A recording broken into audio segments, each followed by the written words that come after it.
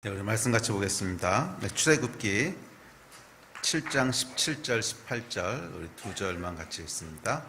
출애굽기 7장 17절 18절입니다. 네, 우리 한 목소리 읽겠습니다. 17절 18절 시작. 여호와가 이같이 이르노니 내가 이로 말미암아 나를 여호와인 줄 알리라. 볼지어다 내가 내 손의 지팡이로 나일강을 치면 그것이 피로 변하고 나일강의 고기가 죽고 그 물에서는 악취가 나리니 애굽 사람들이 그 강 물 마시기를 싫어하리라 하라. 아멘. 제가 출애굽기를 살펴보고 있습니다. 출애굽기는 구원에 대한 책입니다. 그 중에서 특별히 오늘은 여러분들이 잘 아시는 10가지 재앙에 대한 이야기를 살펴보려고 합니다. 이 10가지 재앙 이야기를 대하다 보면 이제 두 가지 반응이 나타나게 되는데, 하나는 속 시원하다라고 하는 반응이고요. 그렇죠. 이 바로가 계속 하나님 앞에 버티고 있는데 하나님의 크신 능력을 나타내서 이렇게 두드려 부수는 얘기잖아요. 속 시원하다는 반응이 나타나기도 하고, 또 한편 반응은 하나님은 어떻게 이러셔? 그런 반응입니다. 그렇다고 어떻게 하나님께서 이렇게 무자비하게 재앙을 내리시고 애굽 사람들을 두드려 패실 수가 있어? 이런 반응입니다. 이 반응이 갈라지는 이유는 간단합니다. 자기를 이스라엘하고 아이덴티파이 하는 사람은 속 시원하다고 생각하고요.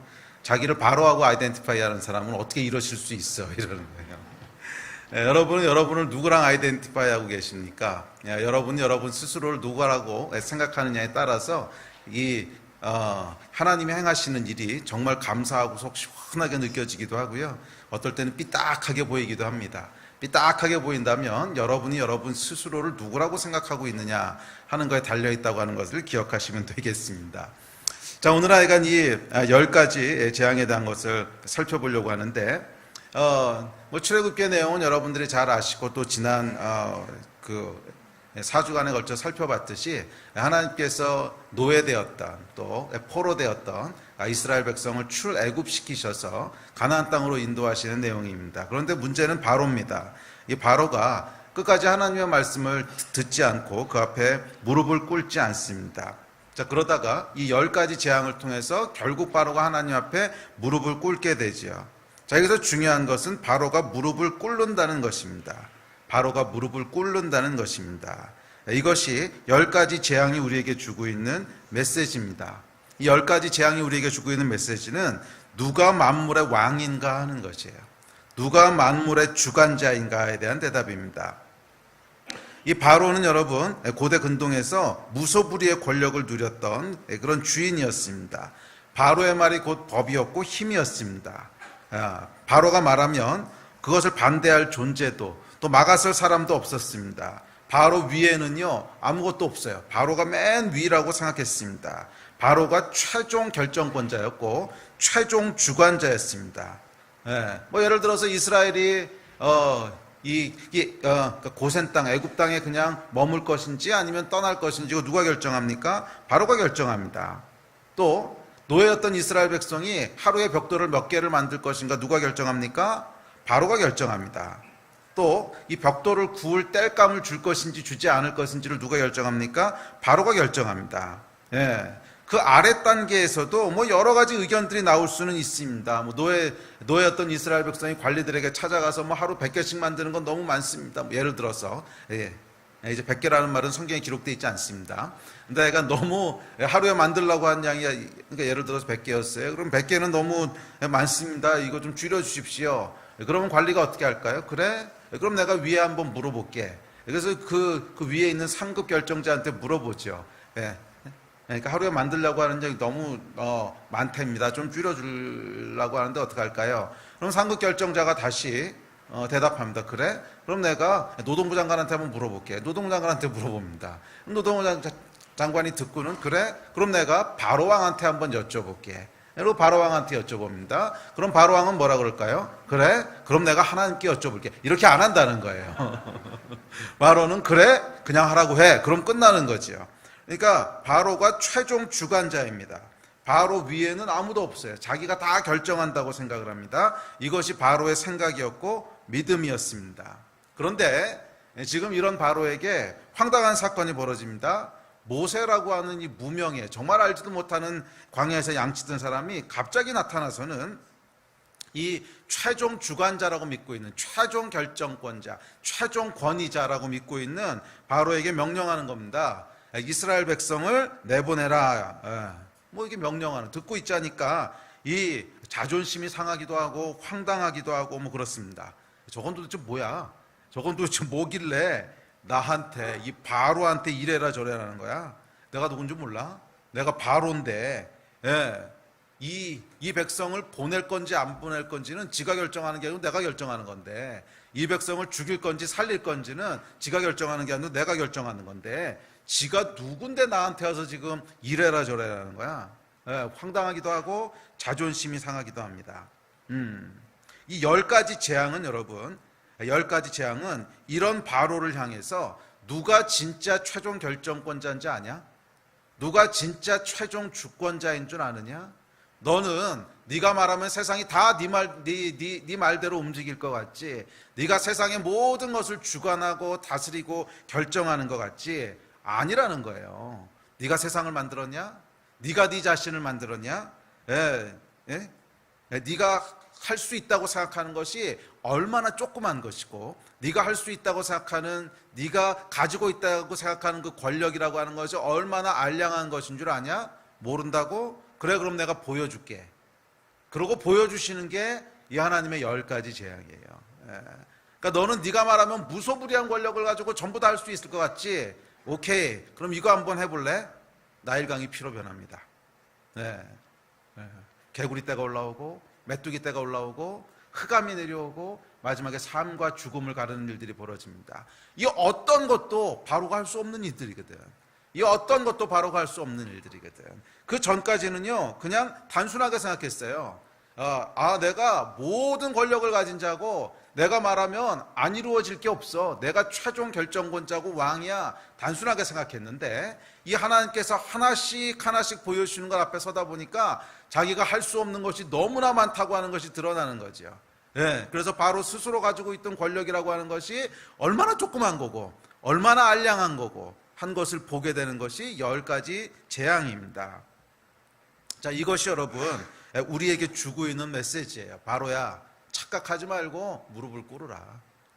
너는 네가 최종 결정권자가 아니다. 이것이 여러분 10가지 재앙이 주는 메시지입니다. 여러분, 인간의 내면에는 누구에게나 바로가 하나씩 있습니다. 그렇지 않습니까? 뭐 애굽의 바로처럼 천하를 다스리지는 못하지만 적어도 각자 자기 인생이라는 나라를 주관하는 바로는 나 자신이라고 생각합니다. 어떠세요, 여러분? 여러분의 인생을 주관하는 자가 누구라고 생각하세요? 나 자신이라고 생각하고 살아오지 않으셨어요? 무엇을 할지 무엇을 하지 않을지를 누가 결정한다고 생각합니까? 내가 결정한다고 생각하지 않아요? 어디로 갈지 어디로 가지 않을지를 누가 결정한다고 생각합니까? 내가 결정한다고 생각하지 않아요? 예를 들어서 오늘 예배가 끝나면 교회에서 주는 점심밥을 주는 건 아니지, 사 먹어야 되는데 그러니까 교회에서 사 먹는 그 김밥을 사 먹을 것. 오늘도 김밥인가?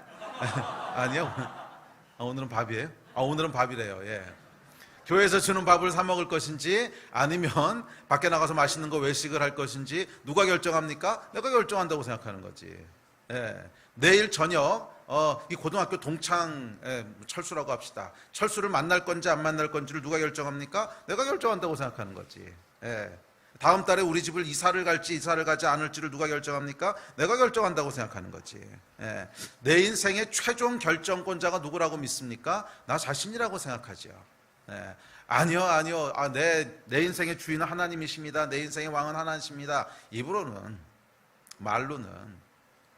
실제로 여러분 이런 거 하나하나 결정할 때 하나님이 진짜 그것을 결정한다고 생각하고 따라가는 사람이 몇 퍼센트나 될까요? 그렇게 많지 않을 거예요. 크리스찬 중에도 그렇게 많지 않을. 우리는 그냥 자연스럽게 내 인생에 있는 대소사들, 내 인생에 있는 많은 결정해야 될 것들을 누가 결정할 권리가 있다고 믿어요? 내가 결정할 권리가 있다고 믿어요. 그 이야기는 뭐예요? 적어도 내 인생에서는 내가 바로라고 생각하는 거지. 적어도 내 인생을 통치하고 다스리는 자는 나 자신이라고 생각하는 거죠. 사람은 여러분 누구나 그 안에 바로가 한 명씩 들어 있습니다. 그리고 이 바로는요, 처음에는 자기 인생만 다스리는 바로라고 생각하지만 애굽의 바로하고 똑같아요. 어떻게든지 통치 범위를 늘리고 싶어 합니다. 그래서 결혼하게 되면 기싸움을 하죠. 우리 가정의 바로가 누구냐. 그래가지고 아내하고 남편하고 기싸움을 하는 거죠. 누가 이 집안의 최종 결정권자냐, 누가 실세냐. 또 학생들 사이에는 어떻습니까? 누가 우리 반의 실세냐. 그래서 일진이 나오고.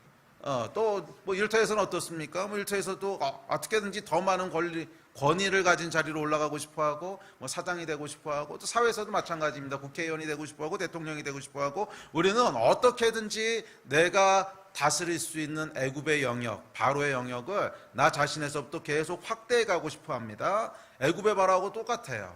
고대 근동에 살았던 애굽의 바로도 어떻게든지 자기 제국의 영역을 확대하고 싶어해서 큰 땅덩어리를 다스리는 제국의 왕이 되지요. 하여간 이것이 여러분 타락한 인간 안에 있는 본능입니다. 허락만 된다면 온 우주라도 내가 다 다스리고 싶어하는 거야. 허락만 된다면 온 우주라도 다 내 마음대로 하고 싶은 욕구가 있어요. 이것이 여러분 바로입니다. 바로. 출애굽기에 등장하고 있는 바로의 본질입니다. 자, 하나님께서 말씀하십니다. 아사라, 네가 최종 주권자가 아니다. 내가 만물을 창조하지 않았냐. 너는 네 인생조차 스스로 창조한 게 아니지 않냐.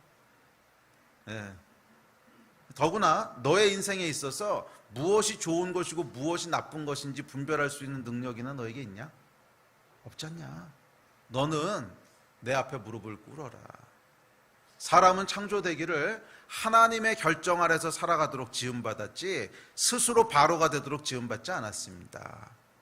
우리는 여러분 우리 스스로 결정하면 그것이 가장 행복하고 가장 좋을 것이라고 생각하지만 스스로 결정했던 인간들이 여러분 결국 행복해지던가요?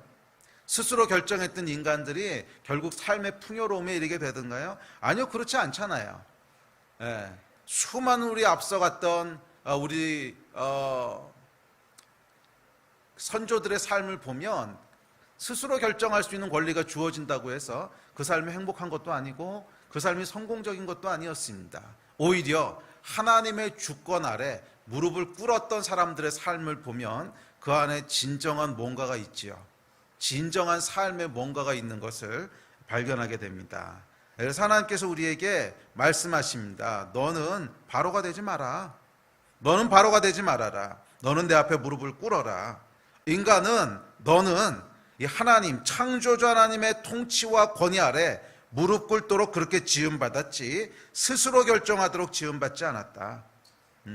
설령 각자의 인생이라 해도 최종 결정권자는 하나님이시지 나 자신이 아닙니다. 이게 여러분 복음의 핵심입니다. 구원의 핵심은 뭐냐면 누가 여러분 인생의 최종 결정권자냐는 거예요. 구원은 여러분 왕이 바뀌는 일입니다. 구원은 인생의 주인이 바뀌는 일입니다. 오늘날 수많은 크리스찬들이 크리스찬이라고 불리는 사람들이 교회를 나오면서도 그 삶에 전혀 변화가 없고 그 안에 정말 복음의 능력을 경험하지 못하는 이유는 주인을 바꾸지 않고 교회를 나오는 거예요. 그냥 바로로 교회를 나오는 거예요. 바로로. 내 인생의 모든 대소사는 내가 알아서 결정해. 당연한 권리라고 생각을 해. 그러면서 또 하나님을 섬긴다고 나와. 거기에는 여러분 어떤 복음의 능력도 어떤 하나님의 우리를 향한 축복도 풀어지지 않습니다.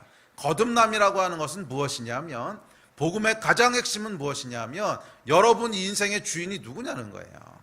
여러분 인생을 주관하는 자가 누구냐는 거예요. 여러분 스스로가 여러분 인생의 삶을 주관하는 자입니까? 아니면 여러분은 하나님 앞에 무릎을 꿇은 자입니까? 이것이 여러분 우리에게 던져지는 질문입니다. 그리고 출애굽기에 등장하는 10가지 재앙은 여기에 대한 질문을 우리에게 던지는 것이지 뭐 하나님의 난폭함을 보여주는 무자비함을 그런 메시지가 아니라는 거예요. 이 출애굽기의 이 재앙에 대한 이야기는 조금 더 설명을 할 텐데 하여간 여기에서 등장하는 메시지는 분명합니다. 누가 주권자냐는 거예요.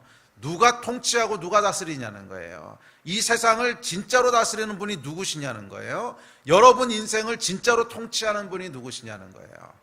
여러분 하나님 앞에 무릎을 꿇으셨습니까? 아니면 아직도 여러분 인생의 바로이십니까? 바로로 계속 뻗당기지 마세요. 거기에는 여러분 좋을 게 없어. 실컷 두들겨 맞는 것밖에 없잖아.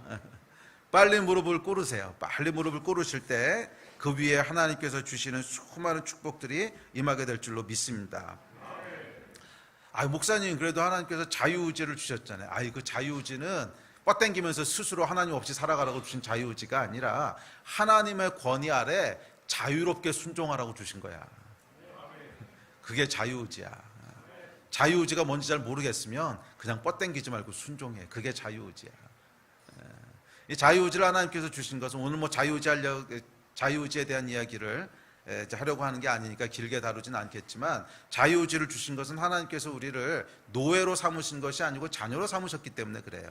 그래서 하나님의 권위 아래 살아가야 되기는 하는데, 노예로서 권위 아래 살아가는 것이 아니라 하나님의 자녀로서 하나님을 진심으로 존경하고 사랑함으로 신뢰함으로 그 밑에 살아가도록 하는 이 관계를 위해서 자유의지를 주신 거지, 바로가 되라고 자유의지를 주신 게 아니에요. 바로가 되지 마십시오. 바로가 되지 마십시오. 아멘. 자, 그래서 이 10가지 재앙은 사실은 이 10가지 재앙에 대한 좀 이해가 필요한데, 이것이 이제 구약 성경이잖아요. 그래서 구약하고 신약은 약간의 차이가 있습니다. 약간의 차이가 있는데, 관점의 차이죠. 실제로 내용의 차이가 아니고 관점의 차이가 있는데, 이 10가지 재앙이라고 하는 것은 신약적인 표현으로 표현하자면 이런 얘기입니다. 하나님께서 보호하시던 손길을 거두신다는 거예요. 보호의 손길을 거두심으로 이해해야 됩니다. 이 재앙이라고 표현한 것은 그것을 바라보고 이해하는 인간의 관점이고요. 하나님께서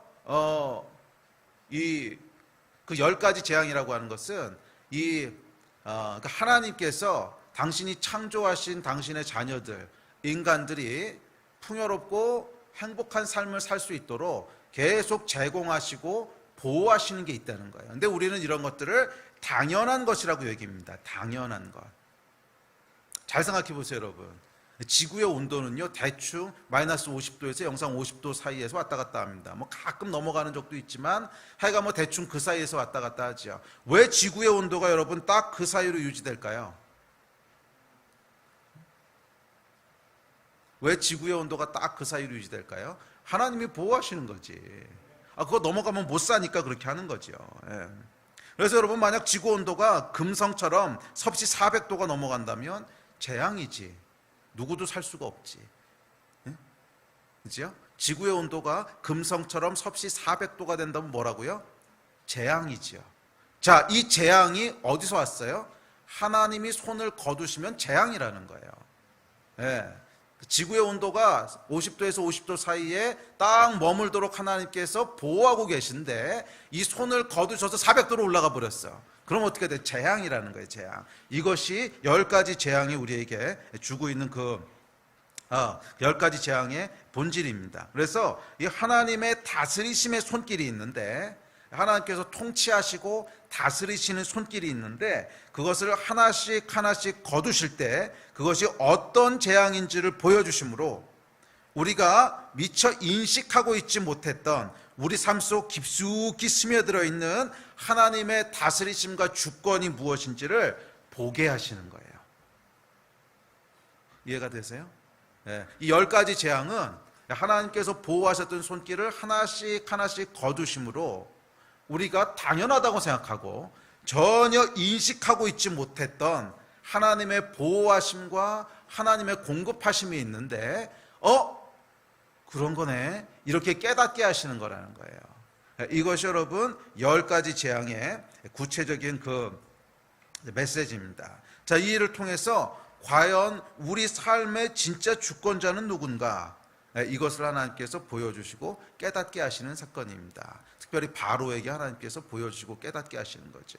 너는 네가 왕이고 주권자라고 생각하지? 그럼 이거 한번 생각해 볼래? 그럼 이거 한번 생각해 볼래? 내가 통치하고 다스리고 있는데, 오케이, 그 통치와 다스림을 네가 지금 못 보고 있는구나. 그럼 한번 볼래? 그러고 슬쩍 손을 빼시는 거예요.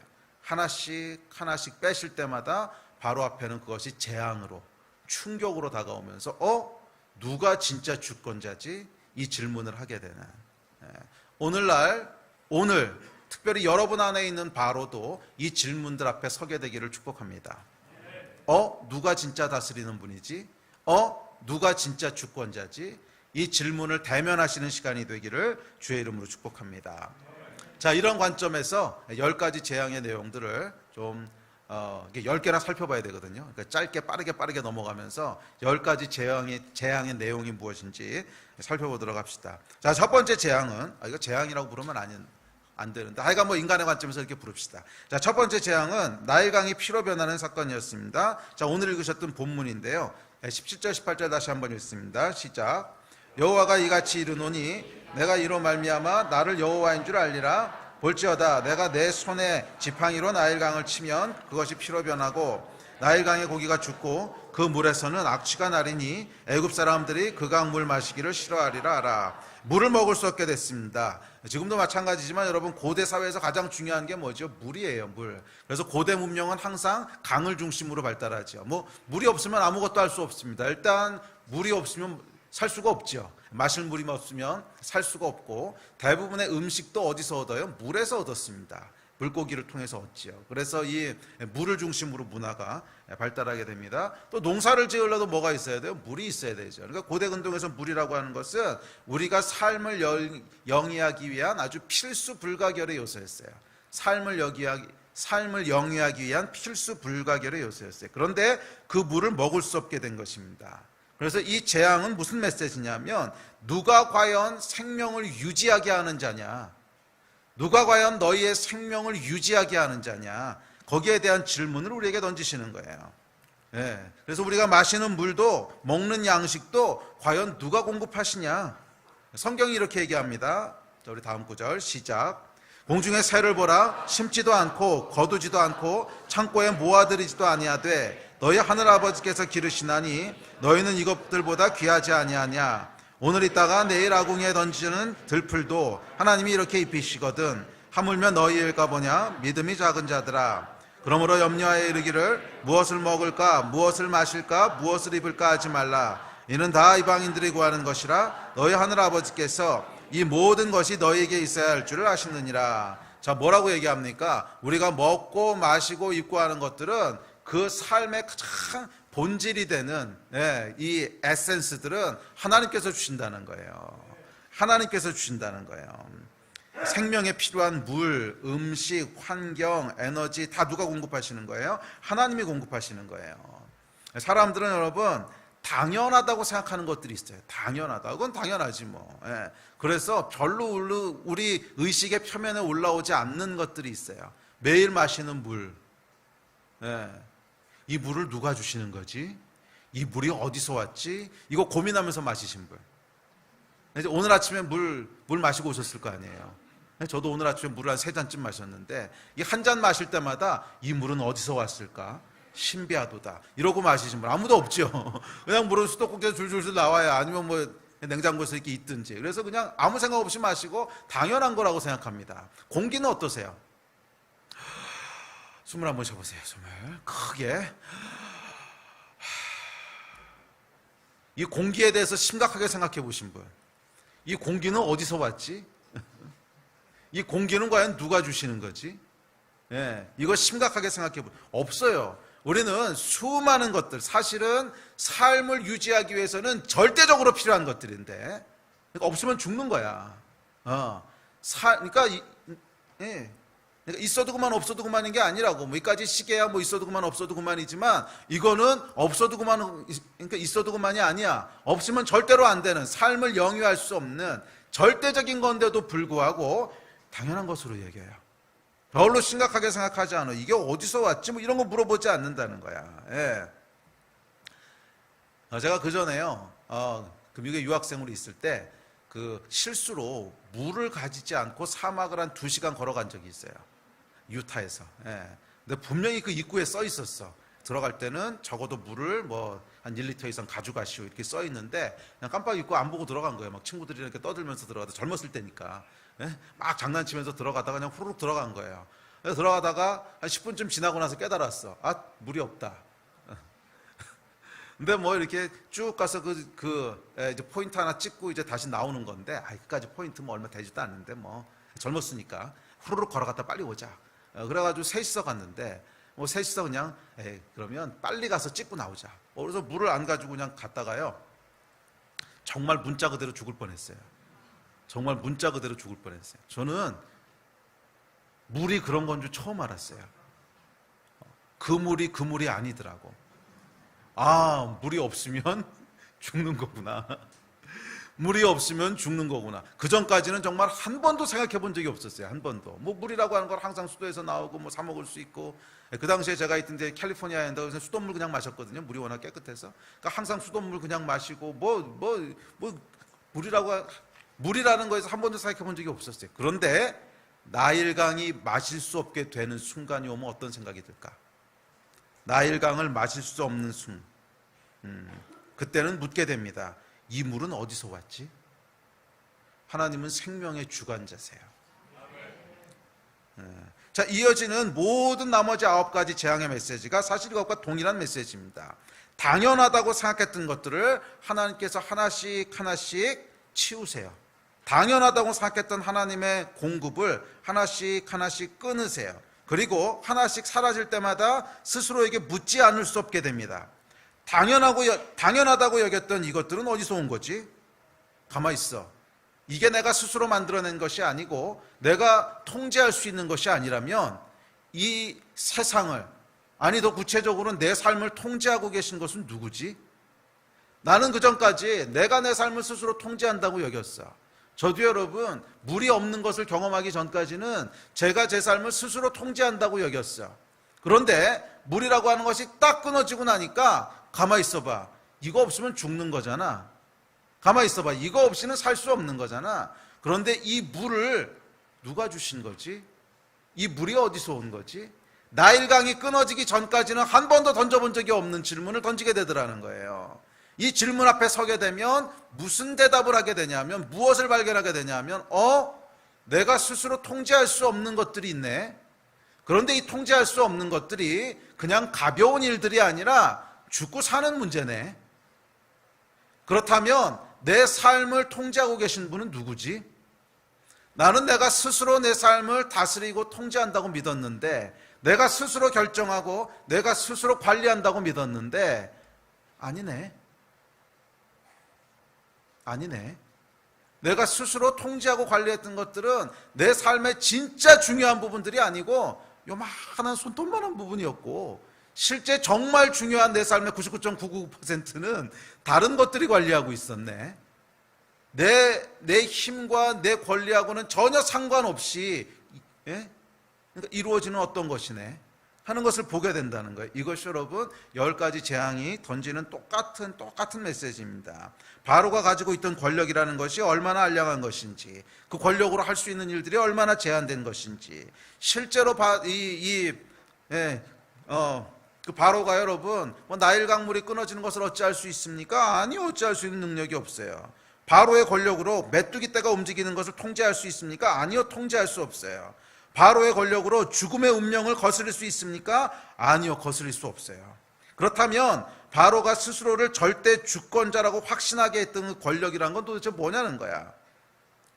아주 정말 손톱만한, 정말 작은 그것을 가지고 자기가 마치 이 전 제국을 다스리는 최종 주권자라고 믿었던 것이 얼마나 착각이었냐. 성경은 이렇게 얘기합니다. 마태복음 6장 27절 시작. 너희 중에 누가 염려함으로 그 키를 한 자라도 더 할 수 있겠느냐. 사람들이요 착각하고 산다는 거야. 스스로 다 자기 인생의 바로라고 생각하는데 실제로 네가 통제할 수 있는 부분과 통제할 수 없는 부분이 무엇인지를 한번 헤아려 보려는 거야. 네 키를 한 자라도 자라게 할 수 있냐? 없지 않냐? 삶과 죽음의 문제를 해결할 수 있냐? 없지 않냐? 파리떼와 이가 그 재앙 중의 내용이죠. 우리 일상을 망가뜨리는 걸 네가 컨트롤할 수 있냐? 없지 않냐? 자, 두 번째 재앙의 내용은 개구리였습니다. 자, 다음 구절 한번 읽어봅시다. 8장 3절입니다. 시작. 개구리가 나일강에서 무수히 생기고 올라와서 내 궁과 내 침실과 내 침상 위와 내 신하의 집과 내 백성과 내 화덕과 내 떡반죽 그릇에 들어갈 것이며. 개구리가 여러분 궁과 침실과 침상과 화덕과 떡반죽 그릇에 들어가서 일상의 삶을 살 수 없게 되었다는 거예요. 이 두 번째 메시지는 뭐냐면 누가 너의 일상의 삶을 주관하는 주관자냐는 거예요.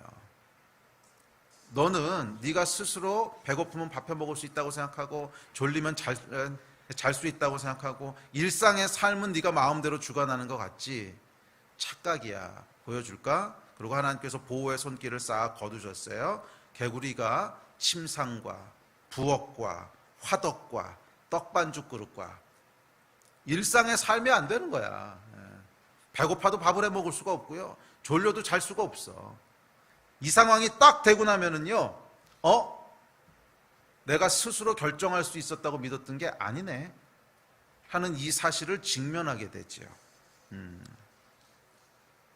아까도 말씀드렸지만 여러분, 인간이 살 수 있는 적당한 온도와 기후도 우린 뭐 이런 것들을 당연하다고 생각합니다. 공기가 있는 거 당연하다고 생각하고, 뭐 배고프면 먹는 거 당연하다고 생각하고, 졸리면 자는 거 당연하다고 생각하고, 그냥 우리가 일상의 삶을 사는 것은요 별로 고민하지 않아요. 별로 고민하지 않아요. 그냥 뭐 당연한 거지 뭐. 저도 여러분, 제가 처음으로 발목을 접질러가지고 목발을 했던 적이 있습니다. 제가 아마 26살 뭐 이때쯤이었던 것 같아요. 축구하다 다쳐가지고서요. 처음으로 목발을 했던 적이 있는데, 이 목발을 하고 나서 보니까요, 당연한 게 아니더라고. 당연한 게 아니에요. 이 목발 처음 해보신 분들은 아마 아실 거예요. 저기 지금 목발하고 왔네요, 우리. 이게요, 당연한 게 아니라고 하는 걸 알 거예요. 물론 목발이 좀 익숙해지면 괜찮은데, 처음에 목발을 하잖아요. 그럼 모든 게 당연하지 않아요. 침대에서 일어나는 것부터 화장실 가는 것까지. 모든 게 당연하지 않아요. 깜짝 놀랐습니다.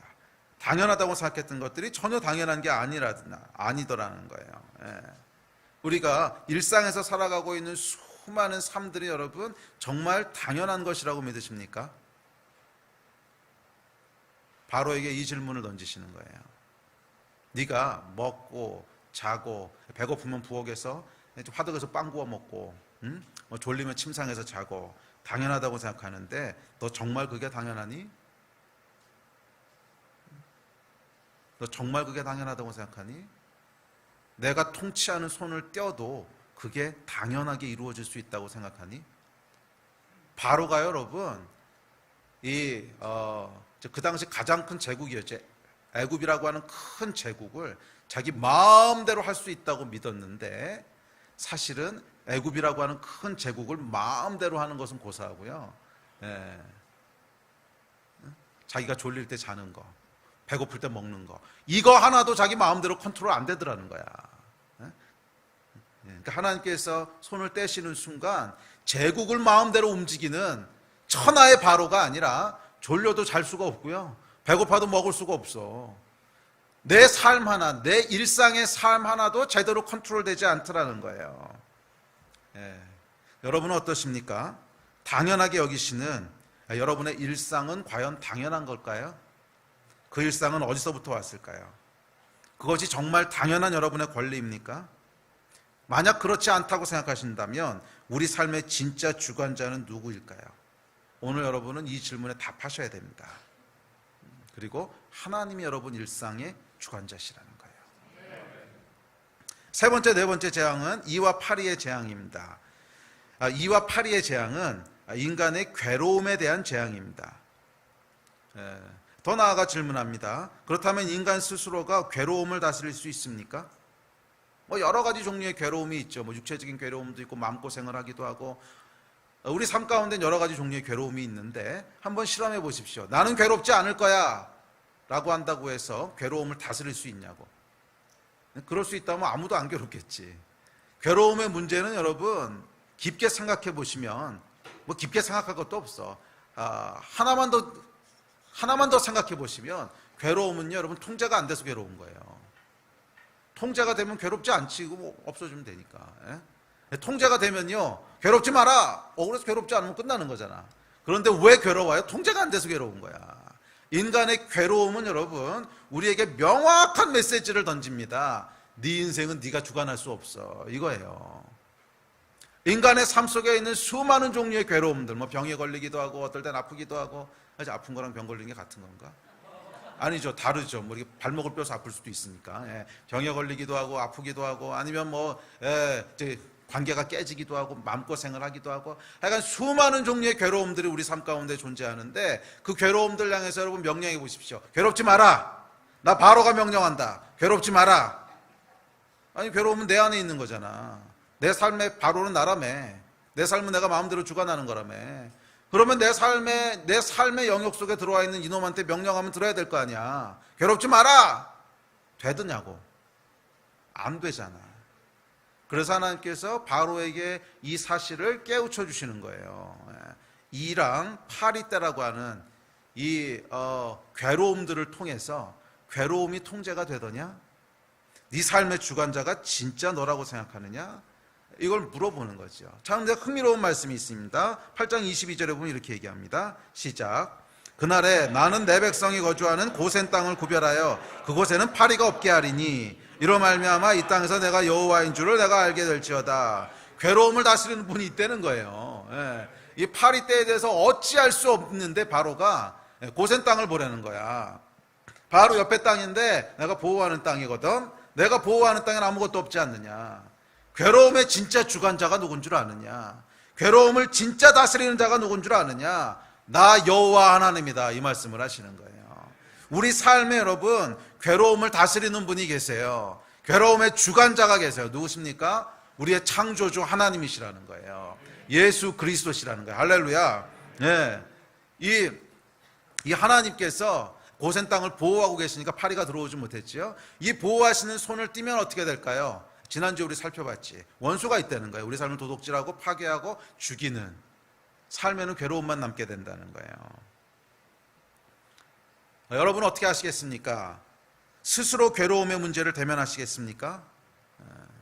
통제도 안 되는데 다스려지지도 않는데 아니면 진짜 괴로움의 주관자 되신 분 그분 앞에 무릎을 꿇으시겠습니까? 여기서 무릎을 꿇는다면 이어지는 5번째 이후의 재앙은 겪지 않아도 돼. 근데 불행하게도 바로가 무릎을 꿇지 않지요. 그래서 이어지는 5번째부터 10번째 재앙이 계속 닥치게 됩니다. 자, 5번째 재앙이 이어집니다. 5번째 재앙은 9장 3절입니다. 우리 같이 읽읍시다. 시작. 여호와의 손이 들에 있는 내 가축 곧 말과 나귀와 낙타와 소와 양에게 더하리니 심한 돌리병이 있을 것이며 5번째 재앙은 재물에 대한 우리의 소유에 대한 것입니다. 이 당시에 뭐 말과 낙타와 양과 소 이게 그 소유물이고 재산이었죠. 재산이라고 하는 건 다 이런 형태로만 존재했으니까. 그래서 네가 지금 가지고 있는 소유물, 네가 누리고 있는 재산은 그것은 네가 스스로 컨트롤할 수 있는 거냐? 그거의 주권자가 누군 줄 아느냐? 이제 이 메시지를 던지시는 거죠. 자, 6번째로 넘어갑시다. 6번째 재앙은 건강에 대한 것이었습니다. 그러면 재물뿐 아니라 건강은 어떠냐? 9장 9절입니다. 시작. 그 재가 애굽 온 땅에 티끌이 되어 애굽 온 땅의 사람과 짐승에게 붙어서 악성 종기가 생기더라. 여러분 사람이요 건강을 잃어버리기 전까지는 또 이 건강도 당연하다고 생각해. 건강을 잃어버리기 전까지는요 건강도 당연하다고 생각합니다. 그런데 아파보면 어떻습니까? 세계관이 달라집니다. 사람이요 크게 한번 아파보잖아요. 그럼 세계관이 달라집니다. 다 필요 없어. 다 필요 없어. 돈도 필요 없고 명예도 필요 없고 사람도 필요 없고 다 필요 없어. 건강. 그래서 기승전 건강이 되죠.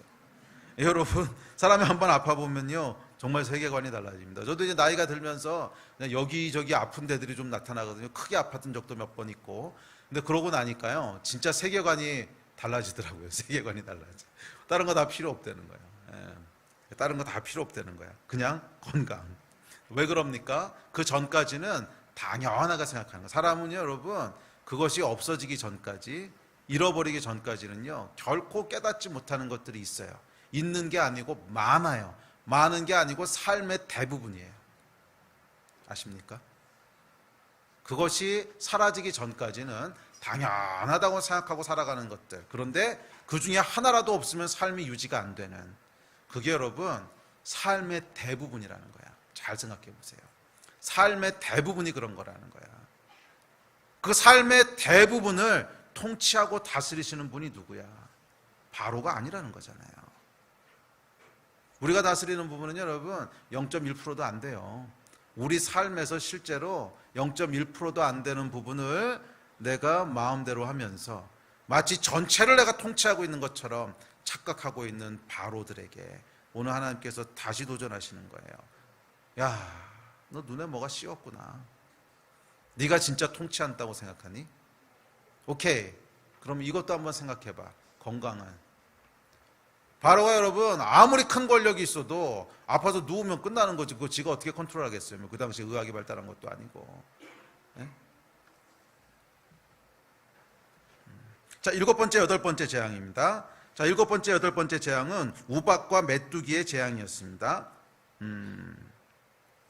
자, 9장 25절, 26절, 10장 15절 우리 같이 읽어봅시다. 시작. 우박이 애굽 온 땅에서 사람과 짐승을 막론하고 밭에 있는 모든 것을 쳤으며 우박이 또 밭의 모든 채소를 치고 들의 모든 나무를 꺾었으되 이스라엘 자손들이 있는 그곳 고센 땅에는 우박이 없었더라. 또 10장 15절 시작. 메뚜기가 온 땅을 덮어 땅이 어둡게 되었으며 메뚜기가 우박에 상하지 아니한 밭의 채소와 나무 열매를 다 먹었으므로 애굽 온 땅에서 나무에 밭에 채소나 푸른 것은 남지 아니하였더라. 자, 6번째 재앙으로 이 6가지 재앙으로도 바로가 깨닫지 못하자 강도를 더 높이십니다. 우박을 통해서 모든 재산과 모든 먹거리를 잃습니다. 그런데 동시에 고센 땅은 보호를 받습니다. 우박이 내리지 않아요. 너희가 먹고 마시고 입고 잠자고 살아가는 이 모든 삶의 주관자가 누구냐? 계속 하나님께서 반복하시는 거예요. 계속 반복하시는 거예요. 아직도 못 깨달았어? 진짜 주관자가 누군지 진짜 모르겠어?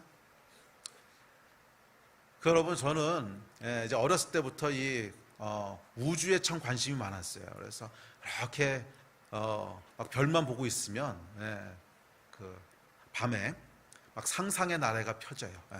화성에는 뭐가 있을까? 금성에는 뭐가 있을까? 이런 거 너무 좋아해서요.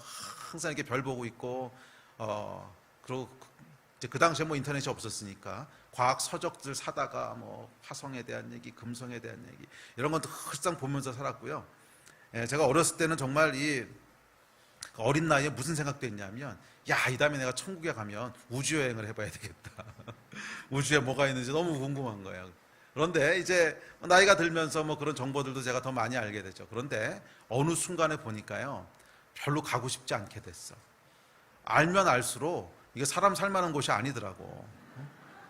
그러니까 아까도 말씀드렸지만 금성 같은 경우는 섭씨 400도입니다. 뭐 수성은 그거보다 훨씬 높아요. 거긴 뭐 이제 생각도 못 하고. 금성만 해도 불지옥이에요. 화성은 어떤 줄 아세요? 아무것도 없는 그냥 광야에다가 그 위에 대기가 없고 또 자기장이 없기 때문에 우주에서부터 방사능이 막 그냥 비 오듯이 쏟아지는 곳입니다. 그러니까 거긴 오래 살 수가 없어요. 그냥 잠깐 있으면 방사능 피폭량 때문에 그냥 죽습니다. 네. 그럼 목성은 어떤 줄 아세요? 목성은 대기가 있습니다. 대기가 있는데 이 1년 365일 24시간 내내 지구에서 한 번도 경험해 본 적이 없는 어마어마한 그 강도의 태풍이 목성 전역을 휩쓸고 지나다니는 곳이에요. 그러니까 목성은 물론 숨도 쉴 수 없지만 그 안에 들어가는 순간 여러분 서 있을 수가 없습니다. 휙 다 날아가 버리고 끝나는 거예요. 토성은 얼음 지역입니다. 얼음 지역. 이 우주에 있는 여러분 수많은 별들을 보면요, 수많은 별들을 보면 사람 살 수 있는 곳이 한 군데도 없어요. 어디를 가든지 뭐냐 하면 재앙이야, 재앙. 금성에 가면 불재앙, 화성에 가면 방사능 재앙, 이제 목성에 가면 이게 뭐야? 바람과 태풍에 의한 재앙, 토성에 가면 얼음나라. 어디를 가든지 재앙이야. 그런데 지구만 사람이 살 수가 있어. 이거 왜 그럴까 한번 생각해 보지 않으셨어요? 제가 요즘도 이제 우주에 대해서는 굉장히 이렇게 좋아하는 관심이 있기 때문에 그런 과학 기사가 나오면 이렇게 저절로 눈이 가요. 그래서 그 지구하고 비슷한 그 플래닛을 찾는 게 지금 과학자들의 어떤 그 서브젝트 중에 하나잖아요. 그래서 지구랑 비슷한 환경을 찾는다. 그래가지고 뭐 제2의 지구를 찾았다. 뭐 이런 기사들 많이 나오거든요. 근데 그 가리고 자꾸 막 찾아서 찾았던 제2의 지구가 지구의 중력은 한 3배쯤 되고 온도는 한 230도쯤 된대요. 그런 데가 제2의 지구래.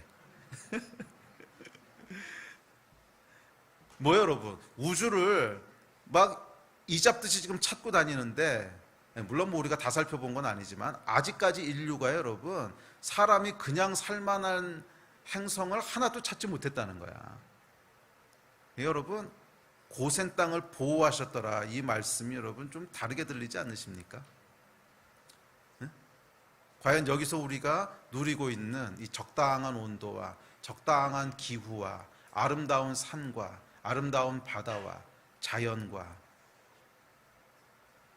아직까지 지구 외에서는 한 군데서도 찾은 적이 없어. 다른 모든 곳은 재앙이야. 조금 다르게 보이지 않으세요? 하나님의 보호하심이 뭔지. 저와 여러분이 당연하다고 생각했던 수많은 것들은 전혀 당연한 것이 아닙니다. 전혀 당연하지 않아요. 이 우주에 있는 수많은 별들과 그 별들을 돌고 있는 수많은 플래닛 중에 우리가 당연하다고 하는 이 지구는 여러분 확률로 보면 1000만분의 1도 안 되는 확률이야. 1000만분의 1을 여러분 당연하다고 하시겠습니까? 로또 맞을 확률보다도 훨씬 더 적은 확률이란 말이야. 그 확률 속에 우리가 거하고 있다는 거예요. 그런데도 우리는 참 어리석은 게 이 모든 것들은 당연하다고 생각을 해요. 아니요, 여러분, 당연하지 않습니다. 하나님께서 고센 땅을 지키시는 거죠. 누가 진짜 통치자인지에 대해서 하나님께서 물으십니다. 9장 29절 시작.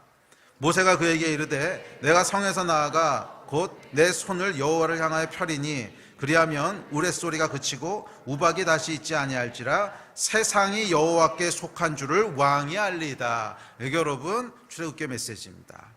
세상이 여호와께 속한지를 바로가 알리이다. 세상이 여호와께 속한지를 여러분들이 알기를 바랍니다. 우리의 아주 작은 일상 하나하나도 여호와 하나님의 손에 속한 것을 우리가 알게 되기를 주의 이름으로 축복합니다. 당연하다고 생각했던 것들, 아니요, 여호와의 손에 속한 것을 여러분 아시기를 축복합니다. 아멘. 9번째 재앙이 있습니다. 10장 22절 23절입니다. 자, 시작. 모세가 하늘을 향하여 손을 내밀매 캄캄한 흑암이 3일 동안 애굽 온 땅에 있어서 그동안은 사람들이 서로 볼 수 없으며 자기 처소에서 일어나는 자가 없으되 온 이스라엘 자손들이 거주하는 곳에는 빛이 있었더라. 아멘. 네. 이 아홉 번째 재앙인 흑암의 재앙은, 흑암은 두 가지를 상징하는데 무지와 절망을 상징합니다. 무지와 절망.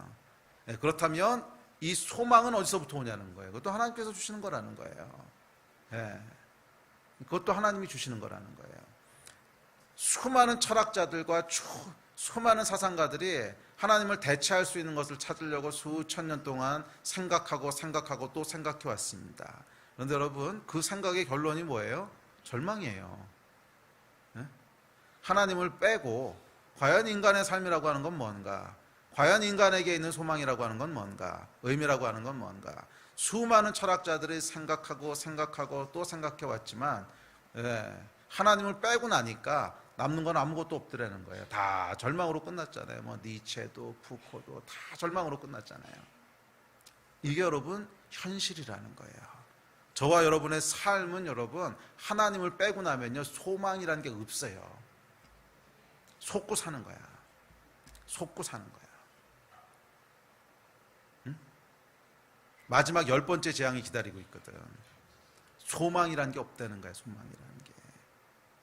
속고 사는 거예요. 하나님을 빼고 나면 여러분 삶의 소망이 남지 않습니다.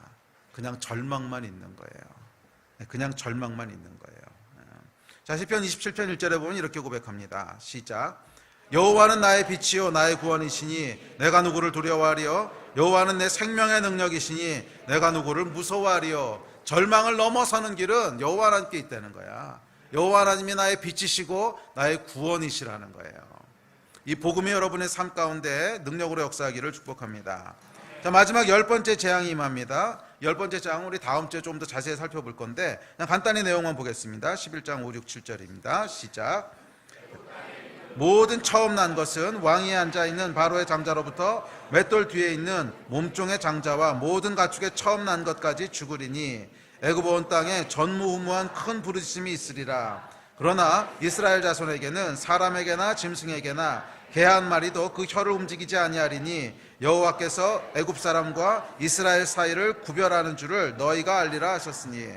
자, 그것은 죽음의 재앙이었습니다. 이 9가지 재앙에도 불구하고 바로는 하나님의 주권을 온전히 인정하지 않습니다. 그래서 마지막으로 하나님께서 물으십니다. 그렇다면 죽음은? 소망 앞에서도 흔들리지 않아. 절망 앞에서도. 그래서 실제 절망이 무엇인지를 보여주세요. 그러면 죽음은? 잘 생각해 보세요, 여러분. 삶에 소망이 없고 흑암일 수밖에 없는 이유는 우리가 무엇을 한다고 한들 끝에 가보면 뭐가 있는 거야? 죽음이 있는 거예요. 무엇을 한다고 한들 기승전 죽음으로 끝나는 거잖아. 돈을 많이 벌었어. 뭐 이건희 회장 봅시다. 돈을 많이 벌었어. 성공해서 세계적인 부자가 됐어. 끝은 뭐예요? 죽음. 뭐 세계적인 학자가 돼 노벨상을 탔어. 끝은 뭐예요? 죽음. 아니 뭐를 하든지 이걸로 끝나는 거잖아.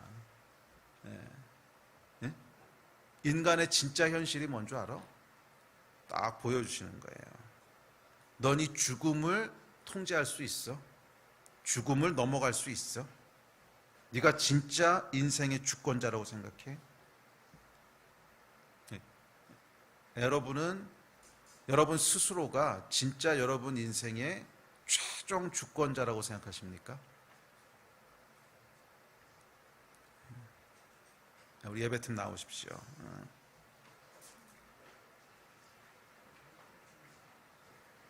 여러분은 정말로 여러분이 여러분 인생의 바로라고 생각하십니까? 정말로 여러분은 여러분이 여러분 인생의 주권자라고 생각하십니까? 오늘 하나님께서 물으십니다. 누가 네 인생의 주관자냐?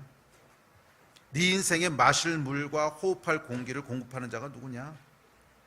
네가 그것을 스스로 만들어낼 수 있느냐? 너를 괴로움에서부터 보호하는 자가 누구냐? 너를 건강으로부터 지키는, 너의 건강을 지키는 자가 누구냐? 내가 먹고 마시고 자고 소유하는 것 하나라도 내 스스로 결정하고 다스릴 수 있느냐? 너의 소망은 무엇이냐? 네가 죽음은 통제할 수 있느냐? 내 인생의 주권자는 누구냐? 아직도 바로처럼 목을 뻣뻣이 세우고 어리석음 속에 버티고 있을 거냐? 내 앞에 무릎을 꿇어라. 내 앞에 무릎을 꿇어라. 내가 네 인생의 주권자고, 내가 네 인생의 창조자고, 내가 너의 하나님이다. 너는 내 앞에 무릎을 꿇어라. 너는 네 인생의 주인이 아니야. 너는 네 인생의 왕이 아니야. 너는 사실은 아주 작은 것 하나도 통제할 능력이 없어. 네 인생의 진짜 주인은 너를 창조하고 너를 다스리시는 창조주 하나님이야. 바로야, 내 앞에 무릎을 꿇어라. 바로야, 내 앞에 무릎을 꿇어라. 이것이 여러분 오늘 출애굽기가 저와 여러분에게 던지는 메시지입니다. 참 흥미로운 것은 여러분, 바로가요 이 재앙이 올 때마다 모세에게 부탁합니다. 당신의 하나님께 부탁해서 이 재앙을 좀 멈춰주게 하십시오. 그럴 때마다 어떻게 되죠? 재앙이 멈췄어요. 네? 그럴 때마다 재앙이 멈췄어요. 뭔 얘기예요? 바로가 작게나마 하나님께 무릎을 꿇을 때마다 하나님께서 이 재앙을 통치하는 분이시라고 하는 걸 보여주셨다는 거예요. 아니 사실은 고센 땅에는 아예 재앙 자체가 임하지 않았어요. 고센 땅에는 파리도 없었고 우박도 없었고 뭐 흑암 속에서도 빛이 있었고 죽음도 피해갔습니다. 바로가 하나님의 주권 앞에 무릎을 꿇을 때 바로가 통제할 수 없었던 수많은 재앙들이 하나님의 주권 앞에서 해결됐다는 거예요. 저와 여러분의 인생은 여러분 스스로 컨트롤할 수 없습니다. 단 하나라도 하나님께서 손을 거두시면요 우리 인생은 그냥 무너지는 거예요. 살면서 경험해 보셨잖아요. 크고 작은 무너짐들 경험해 보셨잖아요. 단 하나라도 하나님께서 손을 거두시면요 인생은 그냥 무너지는 거예요. 어리석은 바로가 되지 맙시다. 스스로 속이지 맙시다. 우리는 우리 인생을 통치할 권리도 없을 뿐더러 능력도 없어요. 그래서 여호와 하나님 앞에 주권을 드리는 자, 여호와 하나님 앞에 그의 모든 통치권을 드리는 자는요, 지혜로운 자고 복된 자예요. 그 인생은 재앙이 피해갈 거예요. 우리 하나님께서 여러분을 보호하실 줄 믿습니다. 이 은혜가 여러분 가운데 충만하기를 주의 이름으로 축복합니다. 오늘 자리에서 일어나서 같이 기도합시다. 여러분, 복음은 누가 왕이냐는 거예요. 누가 왕이냐는 거예요. 내 인생의 왕이 누구시냐는 거예요. 내 인생을 다스리시고 통치하시는 분이 누구냐는 거예요. 영적인 성숙함은 그 왕의 통치가 더 디테일하게 내려가는 거예요. 생각하지 못했던 작은 일상에까지도 하나님의 통치하심을 다 인정해가는 게 영적인 성숙함이에요. 오늘 우리 함께 좀 기도할 때 이 하나님의 통치와 또 하나님의 왕 되심을 좀 인정하면서 기도합시다. 혹시 이 가운데 아직도 스스로가 내 인생을 마음대로 할 수 있는 내 인생의 바로라고 생각하시는 분이 있다면 오늘 하나님의 질문 앞에서 대답하십시오. 정말 당연하다고 누리는 것들이 네가 통제할 수 있는 거라고 생각하느냐? 이 하나님의 질문 앞에 정직하게 대답합시다. 아니요, 하나님, 할 수 없습니다. 그래서 나는 하나님이 필요합니다. 아니요, 하나님, 난 이것을 통제할 수 없습니다. 네, 하나님, 통제하여 주십시오. 네, 하나님, 나는 내 삶을 통치할 수 없습니다. 하나님, 통치하여 주십시오. 하나님, 나는 내 인생의 왕, 바로가 될 수 없습니다. 왕으로 좌정하여 주십시오. 좀 그 마음을 가지고 우리 함께 한 2, 3분 정도 우리 합심해서 좀 기도하십시다. 우리 기도하시고 찬양하고 예배 마무리하겠습니다. 기도하십시다.